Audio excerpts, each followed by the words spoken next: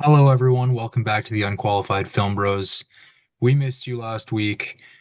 I know I missed the two of you last week. Um, Not gonna ask if you missed me because that would be really, really thirsty of me. Um, We and I already didn't. know the answer. So stop. How you guys been the last couple weeks? Pretty good. Anything to share? Max? I'm happy to share with our three viewers that Hey, we got more. We got more. we have an engagement in our midst. I got engaged this past Monday. Very happy, very excited. So yeah, thank you to our six viewers. Wow, it doubled just in the time that you were talking.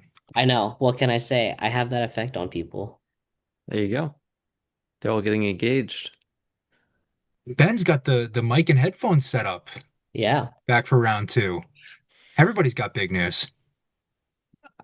Yeah, it's big. Congrats, Max. Thank you. That's Thank you, huge. gentlemen. Thank you guys. So we got a couple movies to talk about tonight. A lot to get into. In the last couple weeks, we have watched How to Make a Killing and Crime 101. Similar but different. Um, Yeah, let's get into it.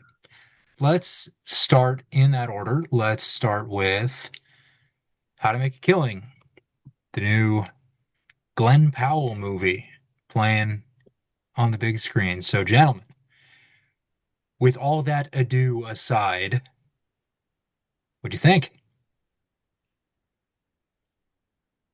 It's all right. Uh, I I mean, was, Don't all speak at once.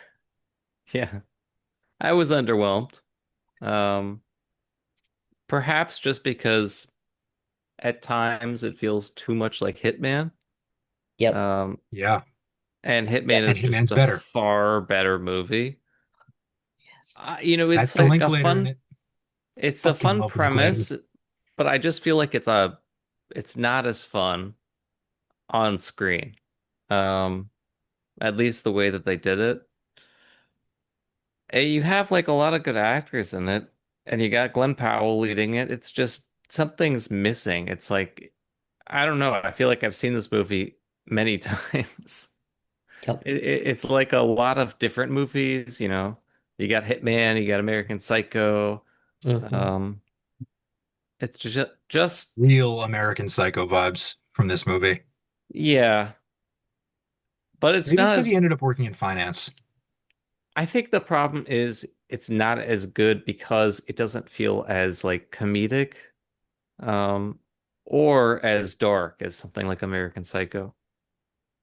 I mean, it's Yeah. just like it's punching way above where it's like, atmosphere is at. It doesn't feel like it's it's either of those things, and it feels like it's trying Some to do a commentary on them. it's somehow less than the sum of its parts, and I think that makes it a disappointment. Like the direction is there, the production design is there, the cast is there, the story, the premise is there. And then I liked how they went about executing the story. I thought Margaret Qualley probably should have been more involved than she was. I really didn't get her character here. I think she's a big reason why it's like I don't. What was the point of it all? Yeah. And I'm And left then, confused rather than like, oh, that's a cool ending. That's a twist. No, I'm just like, no, the end of the film is what I didn't like the okay. most. Like, you call it a tragedy and then you subvert expectations by giving him the chance to get out of death row or get off death row. And then you're still not giving him the happy ending and he's sort of just indebted to Margaret Qualley for the rest of his life. I don't get it. It just- I don't know. Oh, I Yeah, did not like the ending. it didn't do like it's not it just didn't the feel like it ending was though. commenting. Yeah. Well, it wasn't commenting on anything past greed is bad, but like I don't know, is everyone bad? I guess Glenn Powell's characters, but everyone's just greedy and a scumbag, but Yeah, there's like everyone kind something of just missing. Is sucks. he bad or did he get a shit deal for an upbringing? And No, he's No, he bad was because killing people. think about the way he was well, yeah, he was just simply just that that's he was fair, killing yeah. people, but He was killing people, you know. think about how he was talking about it. He was like, "Oh, how can I do this better?" Like Yeah. that's not a person you root for. And that's fine, right? Like we've done a few movies where you don't root for the Well, that's why I think protagonist, but Hitman like, is such a good, version of this type of idea, which is yeah. like it's actually dealing with the philosophical concepts. And you see in real time, it takes him forever to get to this point where it's like, okay, we're covering up a murder. Um, Like and just that's interesting. speaking of the shades of Hitman in this, like when he's going through the family tree and like figuring out how he's going to approach each member of the Redfellow family, like that's literally the scene in Hitman where the montage in Hitman where he's And trying on all these different it's characters. so much better in Hitman. It's so much better. I just want to watch Hitman now. But that was the whole thing is like whenever I was watching it, I just kept thinking, why am I not watching something else? One of these other movies that deals with the same thing, but like in a darker way, in a more comedic way. It just seems Yeah. like it tried to do everything and thus did nothing. And I think the premise starting out with him just being like, I'm gonna kill these people is kind of it kind of defeats the purpose of something like Hitman, which is like you're building up. It's like, oh no, you see this nice guy evolve and, change his principles. It's not really there here. It's just like, well, how will I kill them here? How will I kill this person? Okay, it's kind of fun, but Other than the line of like go live the life that you deserve, what's really his motivation for that particular approach to get that life? And I then think because he's insane. as he talks about with the priest, he gets the steady management job in finance. He gets away Yeah, with all of these murder, the first like and he four keeps murders he going. commits. Like, what? He's The got the only You're reason so he girl. doesn't good. stop is because uncle whatever dies of a heart attack. And he's like, "Oh shit, I only have one more. Like I can I finish only this." have one more. And then it's Ed Harris with a shotgun. Oh Yes. my God. Dude, his uncle. Hilarious. Okay, it's like, You knew that you was know gonna what? happen though. You need The to one you relative that he liked. Yeah. I mean, otherwise, who what's he the point? didn't How does he kill. get to death row? Yeah. But I thought it was cheap to like So set it up on death row and then have him get out immediately after like he finishes his story essentially. Less than yeah, 4 hours to go or whatever. the dude like I hated the framing device. I thought that was absolutely the wrong call to tell us I how this story ends before it very, ends. very rarely like that framing device where it's somebody telling a story. Shawshank Redemption, that's fine. Uh, Stige. The Usual Suspects, that's a great one. But that's because it's using it for a reason. I don't know. This is just like a cheap setup to see him get out, right? Like that's the entire thing. And the whole fact that it's a priest with him is like a gag in the script. It's not Yeah. really anything. He's not religious. There's no seeking a No. higher power while he's on death row. It's just somebody for him to talk to. And it's Yeah. an excuse for him to have Glen Powell explain things to us in a cheap and And an easy way. excuse for the Yeah. fucking plot Yeah. of him telling us the story. But yeah, I mean, What did you it's guys not like about terrible. it? Um, The actors are cool. Like it's a yeah, fun it's a cast. star-studded cast, which Yeah. makes it probably even more infuriating. Um, I don't know. It's the acting is fine. It's just like there's something missing in the script, the direction. I don't know. It's just not very interesting in my opinion, Yeah, I think which is bad considering the cast. Like yeah. that's kind of criminal. Like we talked early on about Max, I think you mentioned it, the films that we've talked about where we don't have a likable protagonist. We just had one of those recently. I can't remember off the top of my head what it was. Marty Supreme. Thank you, of course. Oscar nominee, Marty Supreme. Um, Or send help. I mean, they're both Sent Hmm. kind Help of too, yeah. pieces of shit. I think we, and I'll go back to Hitman again. We root for Gary slash Ron in Hitman because of Glen Powell's charm and charisma, but also because of the way the character is written. And Glenifer is bringing the same charm and charisma to That's a wild name. Beckett Redfellow, which is also a wild name. And yet, the way it's written, Ben, I think what you were talking about, the script doesn't do him any favors. Like, he's doing a lot of lifting here to make this character something, but it's just not someone to root for. And I think in a story like this, like you're not really supposed to root for Patrick Bateman, but you kind of root for Patrick Bateman No, no, that was what I was because gonna comment on is like you have to choose something. It's either like this comedic, likable person, or you choose somebody like Patrick Bateman that is not likable in the slightest. But what you do is you make everyone else around him even less likable. right. And so But you in this, root they're for him still by trying to play him default. as like a charming. It's just such a false like version of the Glen Powell we've seen before. That's Yep. Patrick that's the Bateman best is way to sum it up. fucking he is like Christian Bale is a can be a charming person, but he's not in that role. He's a freak. And the point is that he's not even the biggest freak in a way. Everyone Like else like Huey Lewis in the news? everyone is materialistic and they're even worse than he is. There's even, like a few comments where he's like, chill out on the anti-Semitic remarks, even though he's in his mind, a killer. Depends on how you see the film.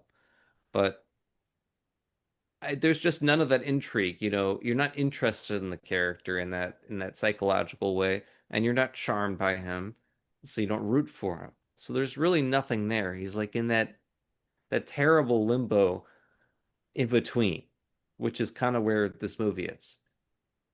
It doesn't know whether it wants to lean too much in the comedy or in the like, you know, uh, Yeah. It's frustrating. satire, but like, the darker side of that. It's like if I mean it is A24 putting their spin on a mishmash of American Psycho and Hitman. I mean, You got the plenty of people have commentary, done this, like but then greedy it's not. sociopath, but the here he's not a sociopath. Well, at least I mean he is, but like on screen and he's presented, He has no emotional reaction yeah, to killing any of them. no, but it kind of Well, Literally, feels the like first one is an accident. He's going out to the boat on the jet ski to commit this first murder, and then he's like walking himself through it and accidentally knocks the anchor off into the water. The body gets pulled off, and he's kind of just like, well, that just happened. I And was then about to goes, say that a lot of these like kills and deaths, it feels like it should be, on Tom and Jerry. Like it's ridiculous or some the sort of dynamite cartoon. one and the like the sulfur in the Like dark room one was crazy. it really is hard to take it seriously as anything dark and like brooding or anything. It's hard to take it as anything because it's just such a ridiculous idea. yeah, And on another level, it's kind of like, okay, he came up with these ways to kill people, like 1 through 7, and this is his first time doing it. That's not normal either. Yeah, which I mean leans into sociopath, but we don't see enough of that. yeah, it just doesn't. It plays it like a gag, I guess. You Yeah. know, and I But it's not just funny enough to it's work as not a funny gag. enough, and it's not it just doesn't work. Like they fundamentally didn't choose something. Like They I try think to do everything. to bring up a ridiculous example, but Violent Night, you know, They made choices in that. they made Yeah, choices to go they ridiculous and big, and we loved it. We really enjoyed Violent I Night. may not be the most It's not a great critical. movie, but Yeah, they like, were creative with it, and it felt Yeah. like it was an organic part of the story. Like this didn't. but they just chose. They chose the direction and they Yeah. stuck with it. This just doesn't feel like I don't know.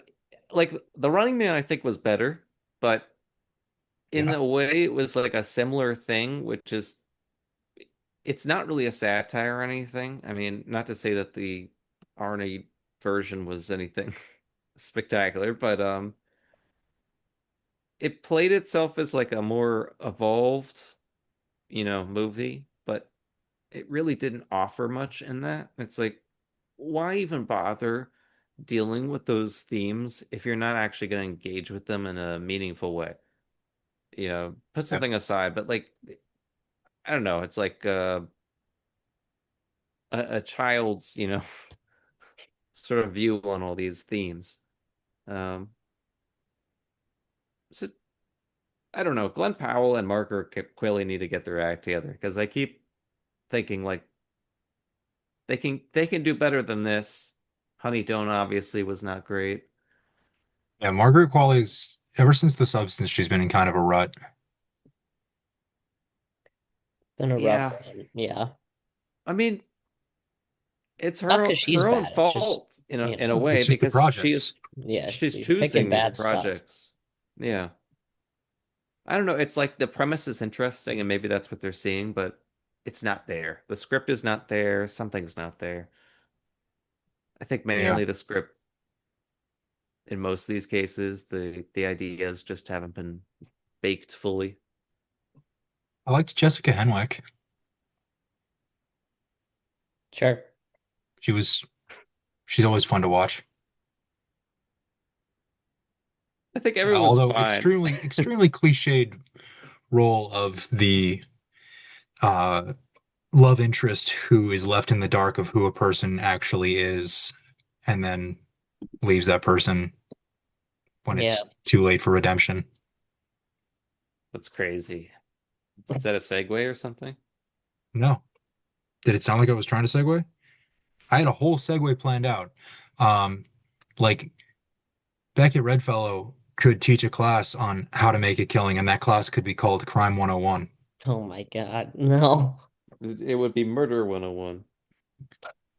So let's talk about the second time we've had to sit through Chris Hemsworth's attempt at an American accent.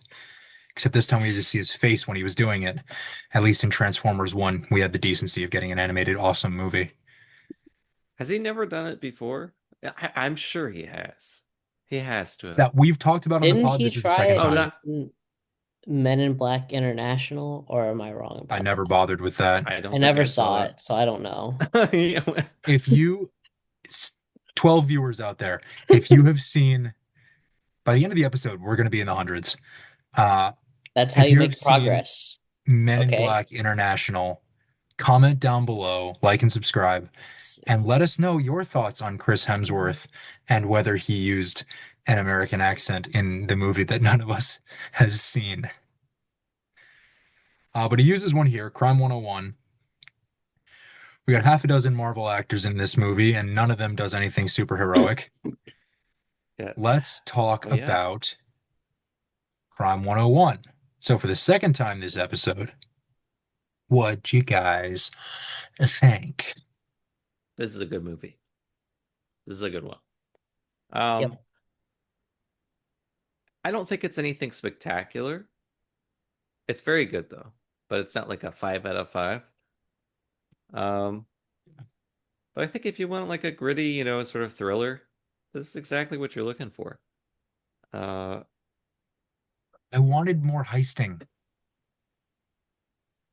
yeah, I get that. And this is I mean, sold as a heist thriller. You two know by now I love me a heist movie. I Yeah, get but it that like it surrounds it's like it's about the people that are doing the It's a heists character and study. like It's that's cool because that's not yeah, something that like what we said in part of our criticism of How to Make a Killing. We've seen that a million times before, right? At least this is something that interesting. you have interesting and you don't see as often necessarily, right? yeah, And they I picked was and reminded. they committed to it. Have you Yeah, guys ever they seen chose a lane. Thief? What? Have you seen Thief? No, Mm-mm. It's a Michael Mann movie, the James Caan. Very good. The premise is going on the essentially Letterboxd this. watch list right now as we're recording. The premise is essentially a thief that like gets out of prison and has a family, Thief wants to do one big 1981. score at the end, and then he gets into trouble with his fixers and all this stuff. But it reminded me of a similar thing, which is like, trouble with the fence and all this stuff. Great On the work. watch list. But it's very good. Michael Mann, he does a lot of good stuff. I mean, he is also like a heist thriller, but it's a lot more about the people. You have your oceans and Italian Job and stuff, but like this is much more of like a thriller based around the characters, which I think is great. I mean, a lot heist movies can be really cliche. There's only so much you can do with characters. You can do a lot more with the development. Yeah, and I think having this take place not just like through the planning and execution and fallout of one big heist, where we see little heists throughout the movie. There's no one, like there is the one big score, and we see how that plays out in the hotel room. But, and obviously, things go wrong with that and whatnot. But I think what this movie does well, and perhaps what disappointed me with the absence of that one big heist planning, execution, X, Y, and Z, is that it is much more like you guys are talking about, character based and focused on the world in which these crimes 101 happen.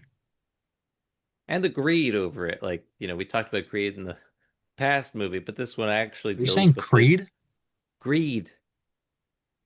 Greed Scott of Stapp. like, Greed is good. yeah. But yeah, I, everybody's, I embraced like the Gordon Gecko. I like that the title was not what I expected. I thought based on the trailer, the relationship between Chris Hemsworth and Halle Berry would be much more like master and apprentice of stealing money and fucking over the man and whatnot.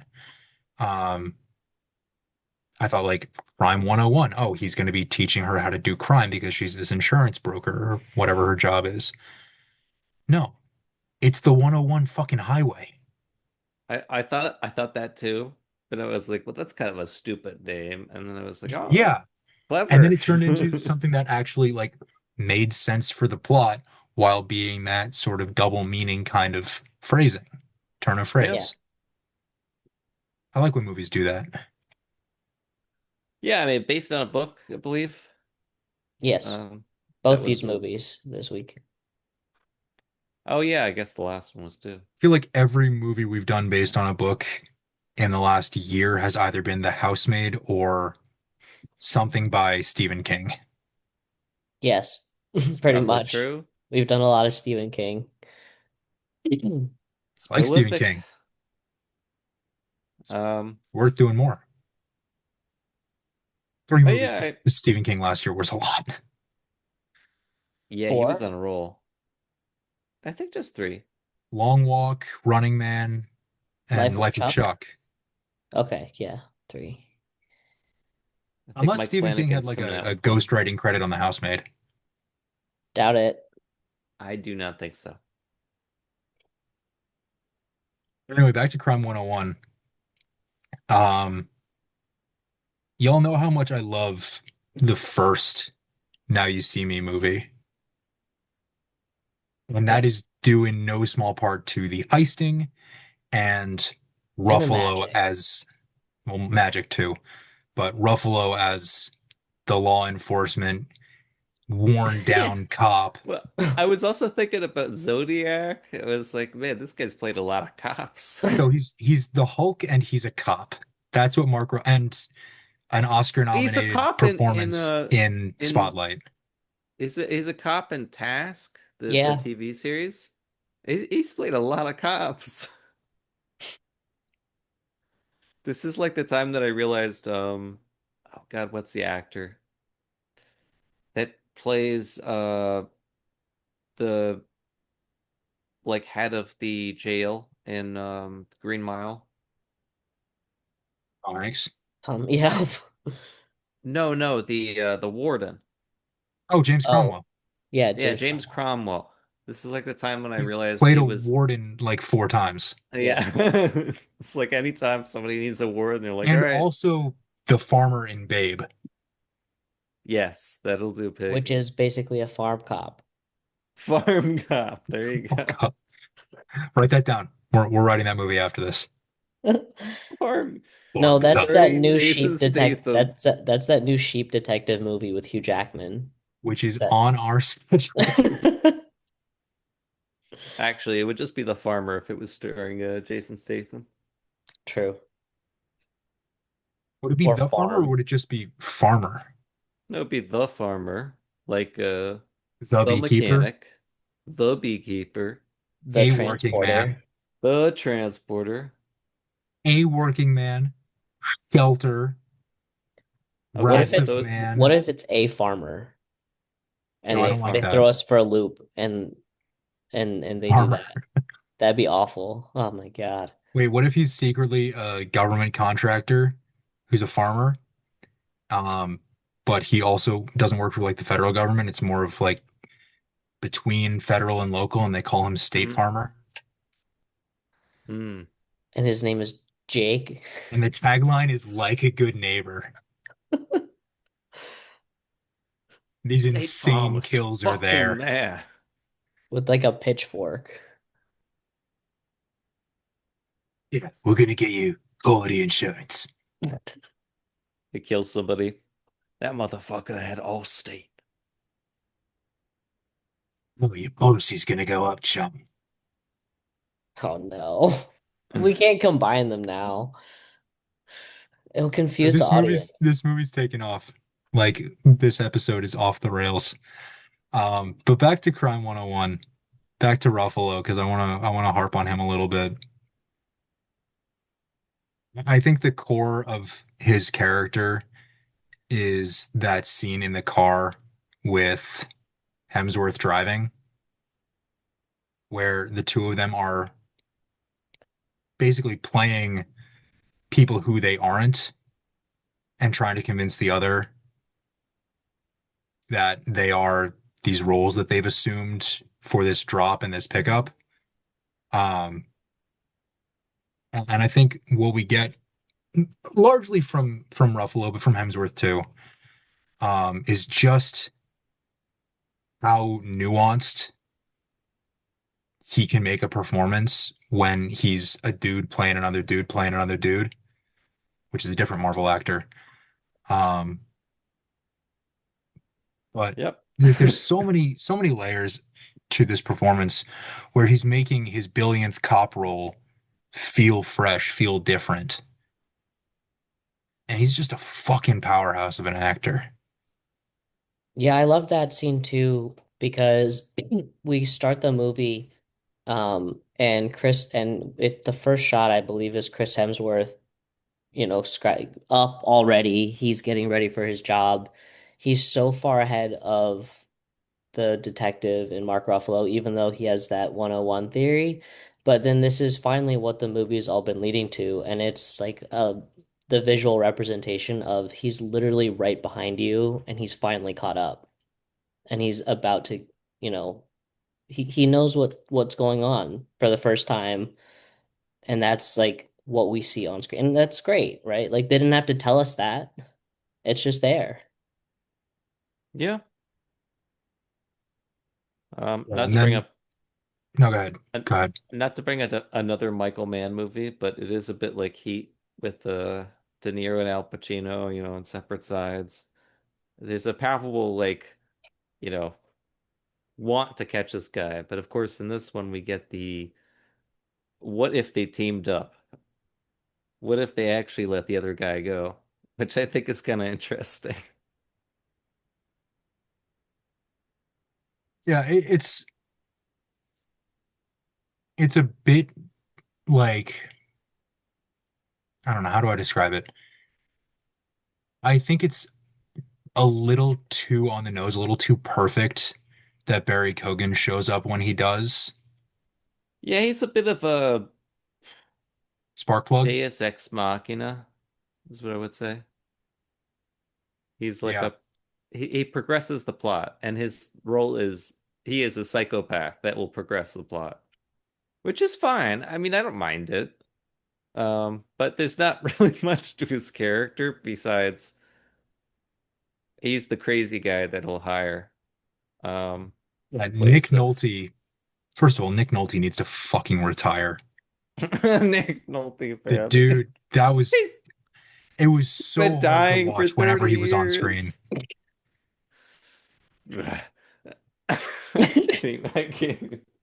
I was meant to do an impression. It was just going to be grunts.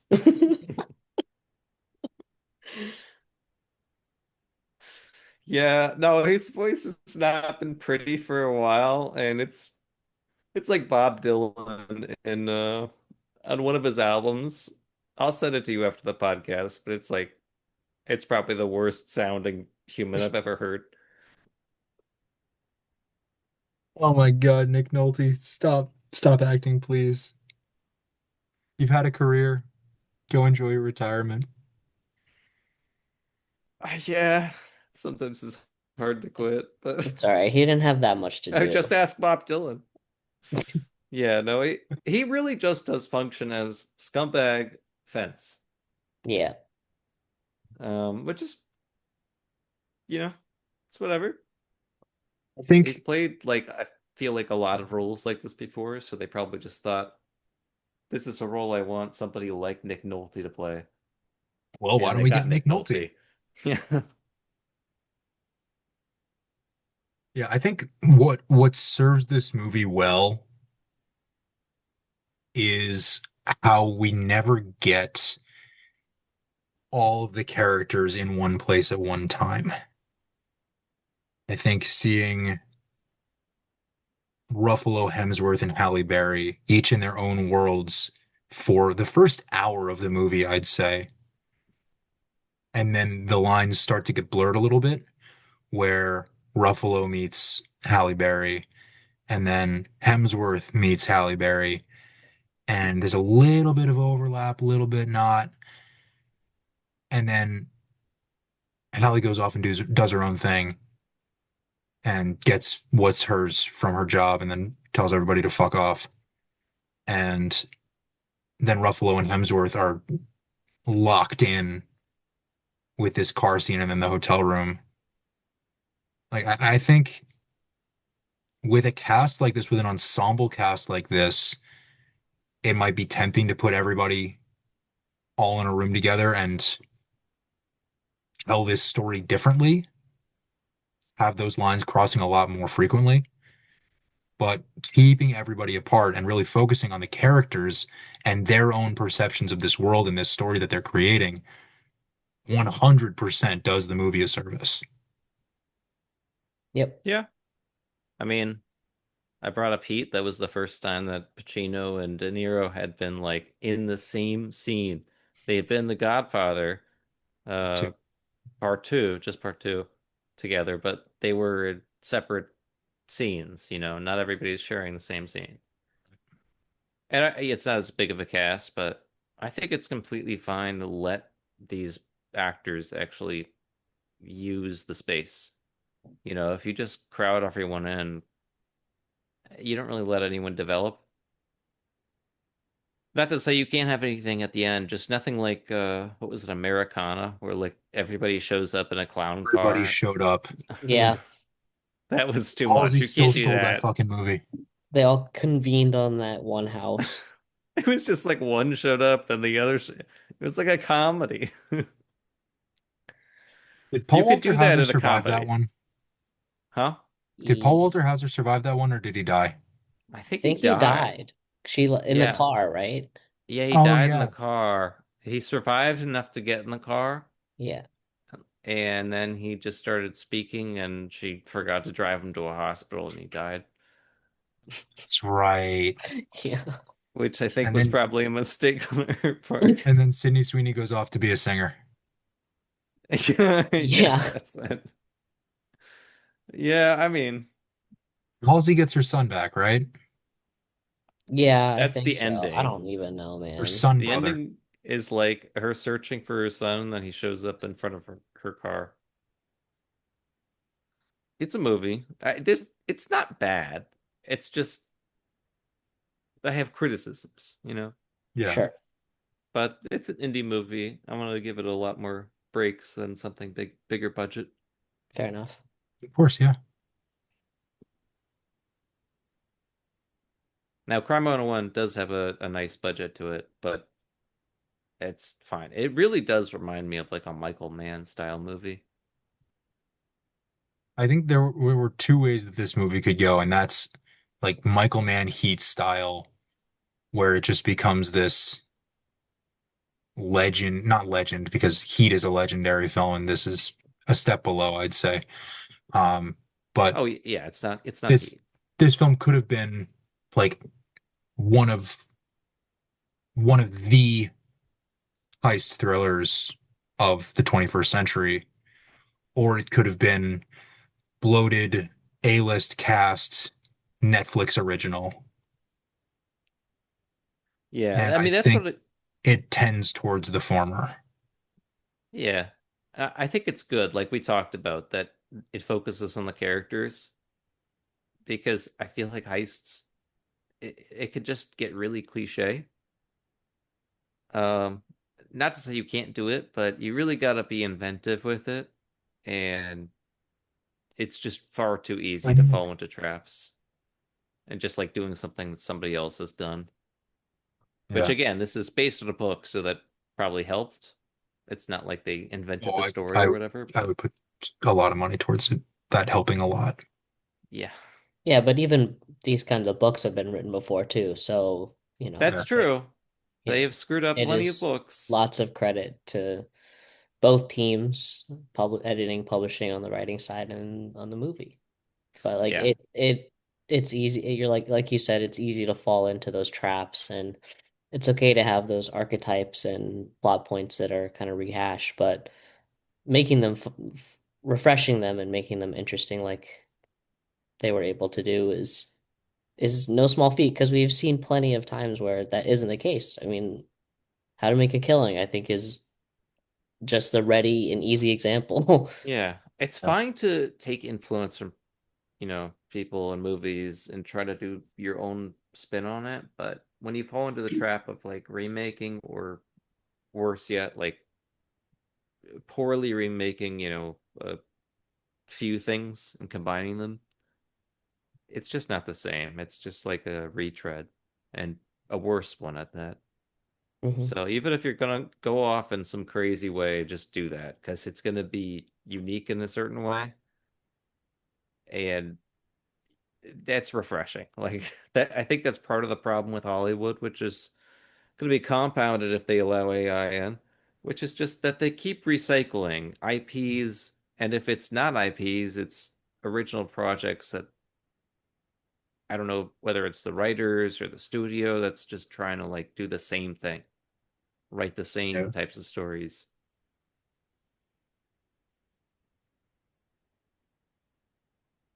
Well, we paired these two movies together because we thought they'd be somewhat similar just in tone.